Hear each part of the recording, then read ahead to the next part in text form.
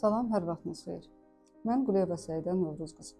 Zəngəzur mahalı, Qarakilsə rayon, Soflu kəndinin sakiniyəm. Həmçinin də Soflu kənd icma sədriyəm. Bu tədbirdə çıxışında məqsədim Azərbaycan həqiqətlərini, Azərbaycan tarixini gənc nəslə çatdırmaqdır. Özüm bir müəlliməm, pedaqoqam və Azərbaycan tarix həqiqətləri bugün bizim üçün çox önəmlidir və bunu gələcək nəsillərə çatdırmalıyıq. Bir pedaqoq kimi bu mənim böyük vəzifəmdir. Ümdə vəzifələrimdən biri hesab olunmalıdır və elə də bunu edirəm. Azərbaycan tarixində, Azərbaycanın qədim yurdu olan Zəngəzurda bugün ermənilər məskən salmışlar. Bugün ermənilər orada yaşayırlar və yaşayırlar da. Azərbaycanlıların amma tarixi torpaqlarında bugün hüquqsuzluğu dünyaya bəyandır. Biz bugün hüquqsuzuq. Bugün bizim hüquqlarımız tapdanmışdır. Bizim tarixi torpağımız olan Zəngəzurda, Qarakilsədə, Sofluda mənim dədə, baba yurdum bugün erməni işğalı altındadır. Əlbəttə ki, bu hadisə bir ilin, 2 ilin hadisəsi deyil. Bu illərlə Sovet Rusiyasının, daha ondan öncə isə Çar Rusiyasının böyük bir siyasətinin nəticəsidir. Azərbaycanın torpaqlarının ermənilərə verilməsi, əlbəttə bilirik ki, 1828-1829-cu il müqavilələrinin əsasında olmuşdur. Azərbaycanın 1828-ci il Türkmənçay sülh müqaviləsi ilə bölüşdürülməsi, Şimali Azərbaycan torpaqlarının Rusiyaya, Cənubi Azərbaycan torpaqlarının İrana verilməsi bilinir. Və bizim torpaqlarımızda Türkmənçay sülh müqaviləsinin 15-ci maddəsinə əsasən ermənilərin yerləşdirilməsinə başlanılmışdır. Və İrandan, Suriyadan 40-50 min erməni və 1829-cu ildə Türkiyə, yəni Osmanlı və Rusiya arasında imzalanmış olan Ədirnə sülh müqaviləsinə görə isə 90 min erməni Qərbi Azərbaycan torpaqlarına, yəni İrəvan, Naxçıvan və Qarabağ torpaqlarına köçürülmüşdür. Və bununla da mənim yurdumda yaranacaq erməni dövlətinin təməlləri atılmış oldu. Mənim tarixi torpağım olan Zəngəzurda, Qarakilsədə, Sofluda, əlbəttə ki, mənim tarixi yerlərim, tarixi məkanlarım bugün adları dəyişdirilmiş formadadır. Qarakilsə, başqa da desək, Sisyan bizim tarixi torpağımızdır. Orada olan yer adları, orada olan məkan adları Azərbaycanlara məxsusdur, Azərbaycan türklərinə məxsusdur. Burada qədim ibadət evlərimiz var, bizim sitayiş yerlərimiz var, ibadətgahlarımız var.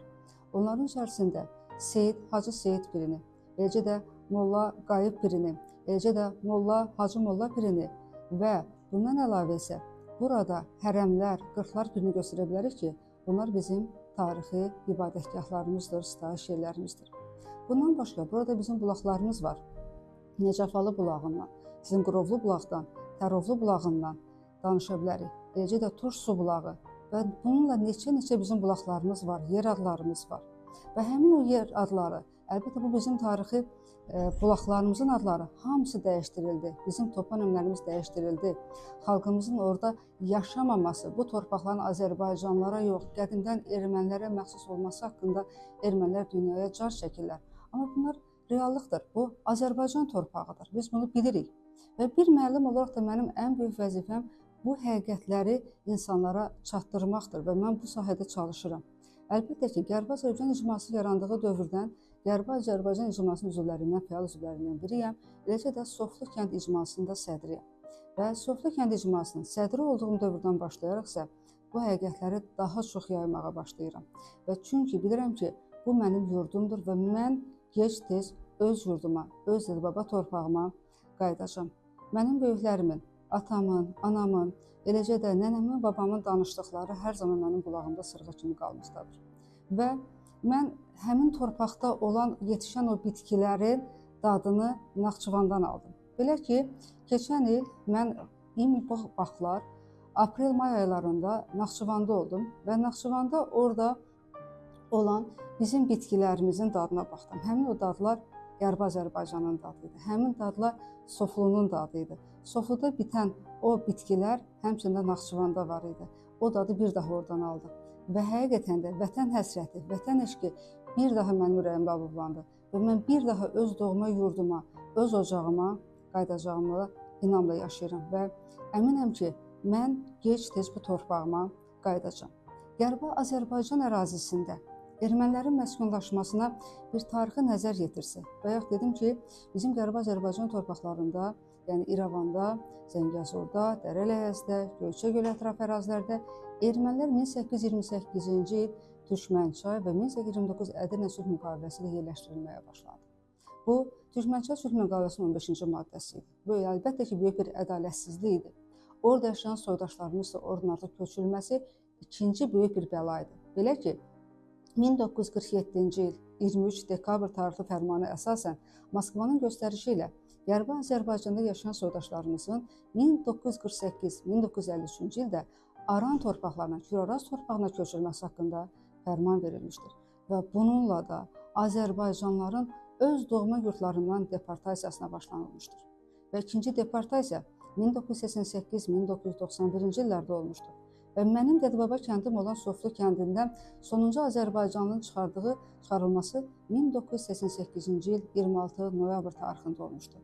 Həmin dövrdə o ərazidən çıxarılan şəxslərin danışıqlarına görə ermənilər güc tətbiq eləyərək, zorla, döyərək, öldürərək Azərbaycanlıları oradan çıxartmağa çalışırdı. Əlbəttə ki, Qərbi Azərbaycanda sonuncu boşaldılan kəndimiz Mehri rayonudur. Mehri rayonu nüvədi kəndidir. 91-ci il avqust ayında sonuncu Azərbaycanlı da Qərbi Azərbaycan torpaqlarından çıxarıldı. Və bununla da monoetnik Ermənistan tamamlanmış oldu. Çünki ermənilər heç bir vəclə Qərbi Azərbaycanlıların, Azərbaycan türklərinin orada yaşamasını istəmirdi və buna imkan vermək də istəmirdi. Və buna nail oldu. Ermənilər hər zaman Azərbaycan türklərinə Türk deyə müraciət etmişdi. Özlərini hayallandırdılar, hər zaman bizə Türk demişlər. Bizə heç Azərbaycanlı sözü demirdilər. Biz Türkük və türklər də onların hər zaman düşmənləri olmuşdu. Amma bu düşmənçiliyin səbəbi nə idi? Niyə görə ermənilər Azərbaycanlılara, Azərbaycan türklərinə qarşı qənim keçirmişlər? Bunun səbəbləri nə idi? Bunun bir sıra tarixi səbəbləri vardır. Ən böyük səbəblərdən biri də ermənilərin yaratmış olduğu erməni təşkilatları idi. Belə ki, 1885-ci ildə Armenikan, 1887-ci ildə Hınçaq, 1890-cı ildə yaradılmış olan Daşnaq-Sütun partiyalarının, terror təşkilatlarının böyük rolu olmuşdu. Xüsusən də Hınçaq təşkilatını yaradanlar Nəzərbəyov qardaşları idi. Nəzərbəyov qardaşları tələbələri öz ətrafına toplayaraq bu terror təşkilatını yaratmışdı və həmin terror təşkilatları Azərbaycanda 1905-1906-cı illərdə, eləcə də 1918-ci illərdə hadisələrində fəal iştirak etmişlər. Azərbaycan xalqına qarşı soyqırım törətmişlər və Zəngəzur da bundan öz nəsibini almışdı. Biz deyə bilmərik ki, Zəngəzurda ermənilər qırğınlar törətməmişlər. Ermənilər Zəngəzurda da qırğınlar törətmişlər və həmin o qırğınların canlı şahidləri mənim öz ailəmin üzvlərindən biri olmuşdur. Belə ki, mənim ulu babam Teymur Allahquliyev Zəngəzurda yüzbaşı vəzifəsində idi və Teymur Allahquliyev Andranikin dəstələrinə qarşı 1918-ci ildə savaşmağı bacarmışdı və bütün bir kəndi erməni işğalından qorumağı bacarmışdı. Və bu əlbəttə ki, tarix dərsliklərində öz əksini tapmaqdadır. Və mən fəxr edirəm ki, belə bir babanın nəvəsiyəm və bununla da fəxr etməklə də bərabər bunu gələcək nəsillərə də çatdırmağa çalışıram. Yəni bir daha bildirmək istəyirəm ki, bu torpaqlar bizim tarixi yurdumuzdur. Bu torpaqlar bizimdir, bizim elimizdir, bizim obamızdır. O torpaqlarda biz yaşamalıyıq. Çünki oranın köklü sakinləri, aborgen əhalisi bizlərik. Ermənilər bu torpaqlara gəlmədir. Gəlmə bir insanı əlbəttə ki, biz yaşamasına icazə vermişik. Bu da tarixi proseslərdən gedən bir hadisədir. Əlbəttə, yəqin ki, biz tariximizə baxanda qədim dövlətçilərimizi bilirik. Ta eradan əvvəl 9-cu əsrin Azərbaycan torpaqlarında yaranmış olan Manna dövləti, onun da ardınca isə Azərbaycanda Atropatena, Albaniya dövlətləri.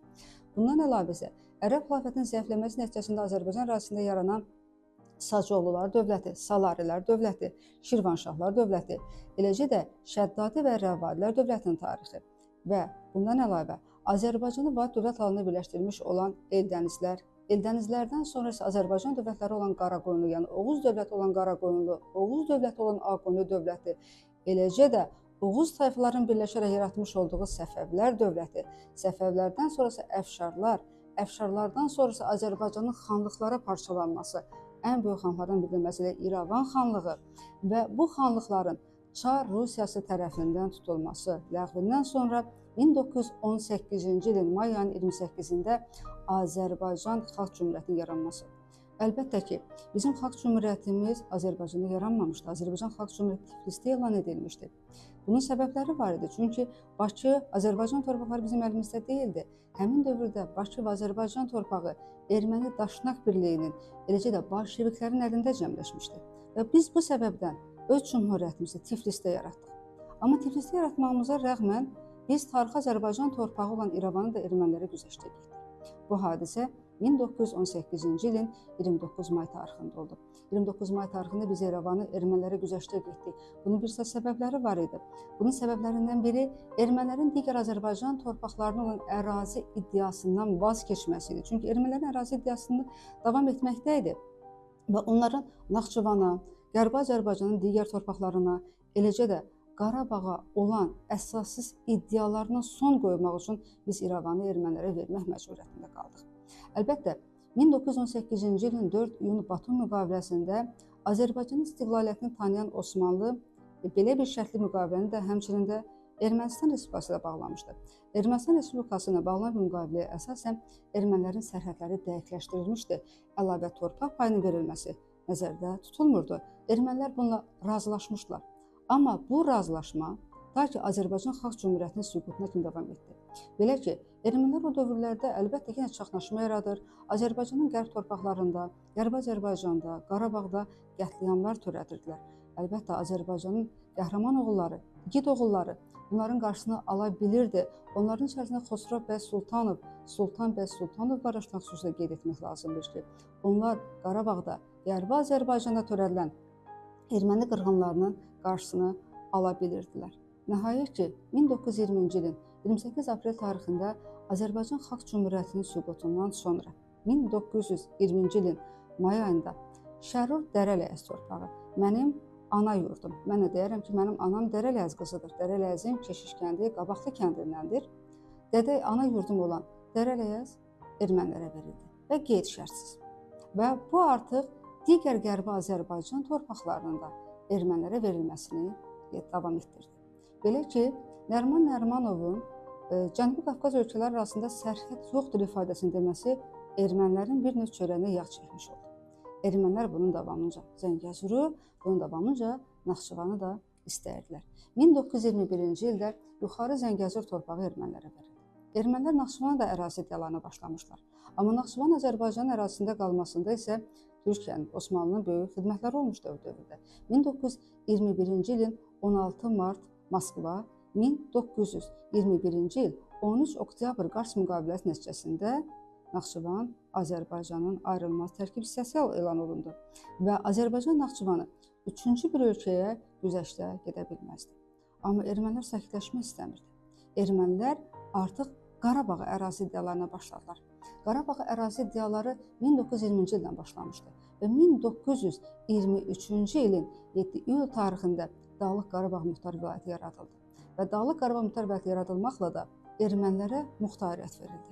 Ermənilər bundan məharətlə istifadə etdilər və hətta Azərbaycanın tarixi şəhəri olan Xankəndin adını dəyişdirdilər Stepanakert və bununla da gələcəkdə Dağlıq Qarabağın tamamilə Azərbaycandan qoparıb özlərini birləşdirməsinə nail olacaqlarına ümid edirdilər.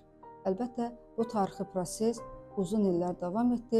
Ermənilər Xankəndə daha çox yerləşdirilməyə başlandı.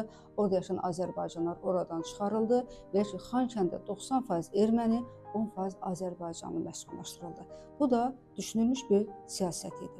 Nəhayət ki, 90-cı illərin əvvəli, daha dəqiq desək, 80-ci illərin sonu, 90-cı illərin əvvəllərində artıq Qarabağ münaqişəsinin qızışdırılması nəticəsində Dağlıq Qarabağ torpaqlarında Azərbaycanlıların çıxarılmasına başlanıldı. Azərbaycanda Sumqayıt hadisələrinin baş verməsi, davamınca Azərbaycan xalqının dirçəliş günü, yəni 1988-ci il 17 noyabr tarixindən 1988-ci ilin 4 dekabr tarixinə qədər Azərbaycanda meydan hərəkatı oldu. Azərbaycan xalqı küçələrə axışdı. Azərbaycan xalqı ermənilərin Qarabağda törətdiyi vəhşilikləri, Qərbi Azərbaycan törətdiyi vəhşiliklərə etirazlarını bildirməyə başlamışlar. Və 1991-ci ildən etibarən isə Qarabağ torpağı artıq ermənilər tərəfindən işğal olundu. Xankəndinin, Xocalının, Xocavəndin, Şuşanın, Laçının, Kəlbəcərin, eləcə də Ağdərənin, Ağdamın bizim Cəbrailimizin, Füzulimizin, Qubatlımızın nəhayət ki 93-cü ilin oktyabrında Zəngilanın işğalı ilə Qarabağ torpağı da Azərbaycandan alındı. Və bununla da bizim ümumi sahəmiz 86,6 min kvadrat kilometr ərazi oldu. Hansı ki bizim Cümhuriyyət dönəmində ümumi sahəmiz 114 min kvadrat kilometr ərazi idi. Və ermənilərin isə çox az bir ərazisi var idi. Baxın ki, bugün ermənilərin ərazisi 29,8 min kvadrat kilometr hesabıdır. Və bu nəyin hesabınadır? Azərbaycanın tarixi torpaqları hesabınadır. Və bizim Qərbi Azərbaycan torpaqları bugün Qarabağın azadlığından sonra öz mübarizəsini son həddə qədər davam etdirəcək. Çünki biz bu torpaqların köklü sakinləriyik. Biz bu torpaqların dediyim kimi aborgen insanlarıyıq. Bu torpaqlara əlbəttə qayıtmalıyıq. Və burada olan tarixi hadisələr, reallıqlara əsaslanır. Burada hər hansı bir saxta tarix yoxdur. Bugün bir müəllim olaraq, bir maarifçi olaraq mənim əsas məqsədim nədir? Azərbaycan gənclərini maarifləndirmək. Bugün Azərbaycan gəncləri arasında əlbəttə ki, Qərbi Azərbaycan həqiqətlərindən xəbərsiz olanlar var və ya da xəbəri çox az olanlar var. Məqsədim, eləcə də mənim kimi digər müəllimlərin də tarixçi şəxslərin əsas məqsədləri nədir? Tarix həqiqətləri gənclərə çatdırmaq.